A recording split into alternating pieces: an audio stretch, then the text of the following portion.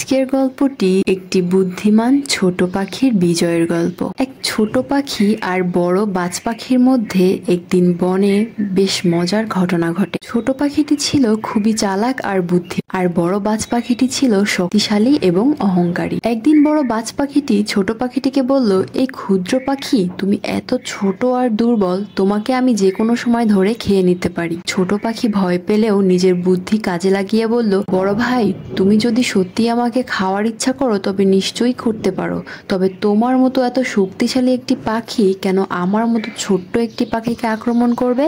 বাজ পাখি বলল, তাহলে বলো, তোমাকে যদি আমি ছেড়ে দেই তুমি আমার জন্য কি করতে পারবে? ছোট পাখি একটু ভেবে বলল, আমি তোমাকে এমন একটি জায়গায় নিয়ে যেতে পারি যেখানে প্রচুর খাবার আছে, সেখানে তুমি ইচ্ছা মতো খেতে পারবে।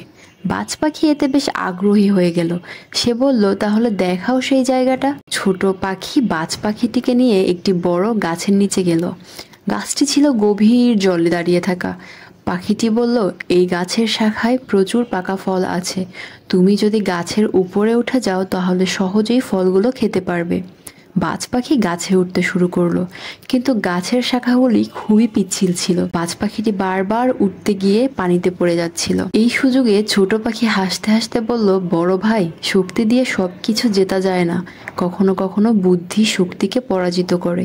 তুমি ফল পাবে, তবে সেটি তোমার বুদ্ধি ব্যবহার করে। বাজ পাখি তখন বুঝলো যে অহংকার তাকে ক্ষতির দিকে নিয়ে গেছে। সে ছোট পাখির বুদ্ধির প্রশংসা করে বলল, তুমি সত্যিই বুদ্ধিমান, আমি তোমার কথা মনে রাখবো। এই গল্প থেকে আমরা এই শিক্ষা পেলাম যে শক্তি বড় কথা নয়, বুদ্ধি ও ধৈর্য দিয়ে যে কোনো পরিস্থিতিতে জয়ী হওয়া সম্ভব। অহংকার সবসময় পতনের কারণ হয়। ছোট্ট বন্ধুরা, আজকের গল্পটি তোমাদের কেমন লাগলো? যদি ভালো লেগে থাকে তাহলে অবশ্যই একটি লাইক ও আমাদের চ্যানেলটি সাবস্ক্রাইব করে দেবে।